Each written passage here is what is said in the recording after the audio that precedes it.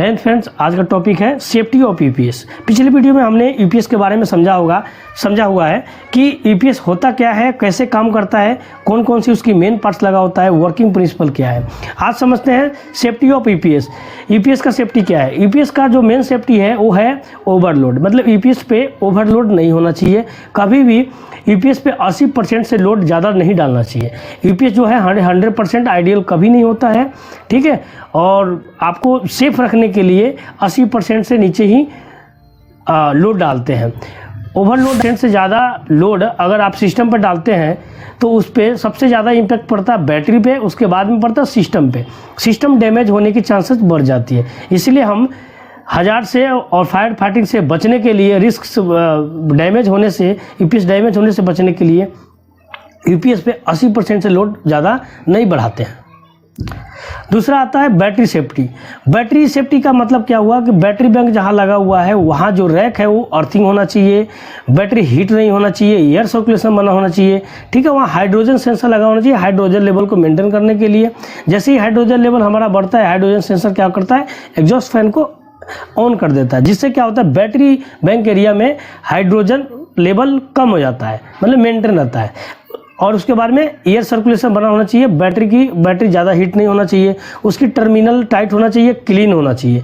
Terminal के ऊपर जो कैप लगता है, वो जो है एक कैप देख रहे हैं, वो कैप मेंटेन होना चाहिए। इसके ऊपर कोई कोलिजन नहीं लगा होना चाहिए, ठीक है। टर्मिनल टाइट होना चाहिए, इसको खुली हाथे कभी नहीं छेड़ना चाहिए। बैटरी वोल्टेज, बैटरी का जो वोल्टेज है 13.5 वोल्ट होना चाहिए चार्जिंग टाइम में, ठीक है, उससे कम नहीं होना चाहिए। ये इनकी बैटरी की मेन सेफ्टी है। उसके बाद में ग्राउंडिंग, जो यूपीएस जो हम यूज़ करते हैं वहाँ पे उसकी बॉडी अर्थिंग के लिए ग्राउंडिंग यूज़ करते हैं। उसके बाद आउटपुट वोल्टेज के लिए, आउटपुट जहाँ सप्लाई देती है उसकी अर्थिंग यूज़ करते हैं। वो अर्थिंग दोनों का अलग अलग होना चाहिए। तो सेकंड नंबर, यूपीएस का जो बॉडी अर्थिंग है वो बॉडी अर्थिंग देना बहुत ज़रूरी है, ताकि कोई इलेक्ट्रिकल करंट लीकेज करता है तो उस समय आप जब उसे टच करते हैं तो आपको शॉक ना लगे। उससे बचने के लिए क्या करते हैं, बॉडी अर्थिंग को करते हैं। हमारा UPS and battery room in ventilation. UPS room में और बैटरी रूम में जो चारों सब इनसाइड एरिया है वो फ्री स्पेस होना चाहिए, ताकि हम उसे मेंटेनेंस करने जाएं तो कोई परेशानी ना हो। उसके बाद में वहाँ पे वेंटिलेशन सिस्टम होना चाहिए। मतलब कि कहने का मतलब ये है कि वहाँ पे एयर का जो टेम्परेचर है 22 से 24 मेंटेन होना चाहिए, ताकि हमारे यूपीएस सिस्टम और बैटरी बैंक ज़्यादा हीट ना करें, ठीक है। और इससे बचने के लिए अगर आपको लगता है कि यूपीएस में कभी कभी हम एसी लगा देते हैं, यूपीएस एसी बंद हो जाता है, तो उससे बचने के लिए हम वहाँ पे एक सेंसर वाली एक मीटर आता है, जो कि आप मीटर बाहर लगा देंगे, उसमें हीटर कनेक्टेड होता है। जैसे ही आपको टेम्परेचर और ह्यूमिडिटी ज़्यादा बढ़ेगा, जितना सेट पॉइंट रखेंगे उससे ज़्यादा होने पर क्या होता है कि वो अलार्म जनरेट करता है, ठीक है। इसे बेस्ट परफॉर्मेंस लाने के लिए, आपको मॉनिटरिंग रखने के लिए उसे आप लगा सकते हैं।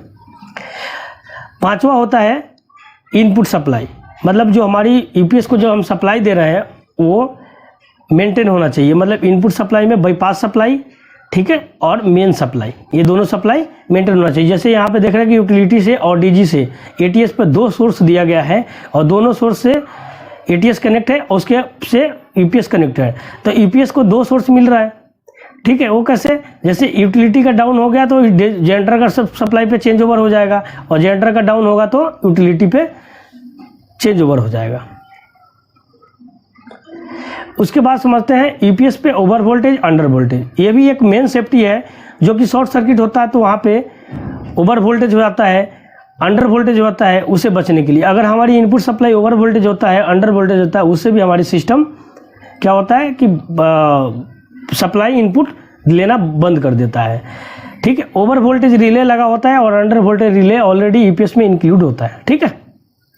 उसके बाद में यूपीएस के जो फैन है, यूपीएस में फैन लगा होता है पीछे साइड में, और ये जो यूपीएस है उसके ऊपर साइड में 4 यूपीएस में जो फैन लगा होता है, city fan, cooling cooling fan, वो जो है वो फ़ैन ऑन रहना चाहिए, वर्किंग में होना चाहिए। उसके ऊपर जो जाले वाले जो लग जाते हैं उसको क्लीन करते रहना चाहिए, ठीक है, उससे बचने के लिए आपको, ठीक है। उसके बाद क्या है कि यूपीएस एरिया में इलेक्ट्रिकल कंप्लायंस कोड के अकॉर्डिंग, ठीक है, जो फायर फाइटिंग सिस्टम यूज़ करते हैं जैसे कि security system, fire suppression system, FM 200, ये सब यूज़ करते हैं ताकि अगर बैटरी फट जाती है या यूपीएस में कोई फॉल्ट होता है या अचानक से शॉर्ट सर्किट हो जाता है या ब्लास्ट करता है, तो उस समय क्या होता है कि ऑटोमेटिक वो आग को वो डाउन करता है, आग से प्रोटेक्ट करता है उस चीज़ को, ठीक है। ये जो भी हम यहाँ पे यूज़ करते हैं वो फायर प्रूफ यूज़ करते हैं। जैसे इसका डोर है, जिस रूम में यूज़ करते हैं उसका डोर है, फायर प्रूफ डोर होना चाहिए, ठीक है।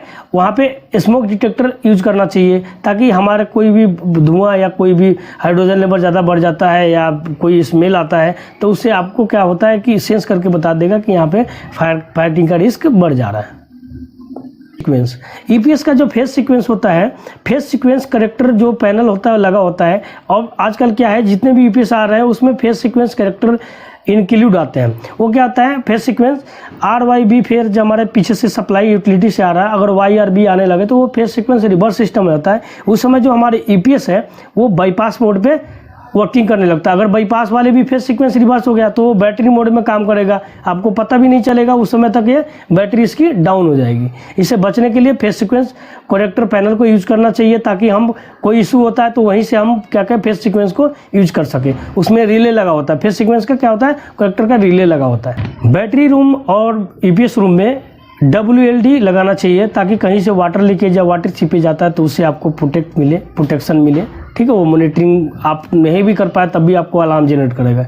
रोडेंट सिस्टम लगना चाहिए कि ताकि कोई चूहा के इसकी वायर को ना काट जाए, ईपीएस के अंदर ना घुस के वायर काट जाए, उससे बचने के लिए हम लोग रोडेंट सिस्टम का यूज़ करते हैं, ठीक है। रोडेंट के ऊपर हमने वीडियो बना रखा है, आप इसमें जाके देख लीजिएगा, ठीक है। उसके बाद में फायर फाइटिंग तो आपने समझ गया, रोडेंट WLD ये सब यूज होना चाहिए, ठीक है। आज के लिए इतना ही। नेक्स्ट वीडियो में हम लोग देखेंगे रेडियंसी ऑफ यूपीएस, मतलब यूपीएस जो मॉड्यूलर टाइप के होते हैं, कन्वेंशनल टाइप के होते हैं, उसका जो पैरेलल में जो रेडियंसी किया जाता है कन्वेंशन से किया जाता है, मतलब 3 यूपीएस का आउटपुट में सिंक कैसे किया जाता है, इसके बारे में हम लोग समझेंगे। आज के लिए इतना ही।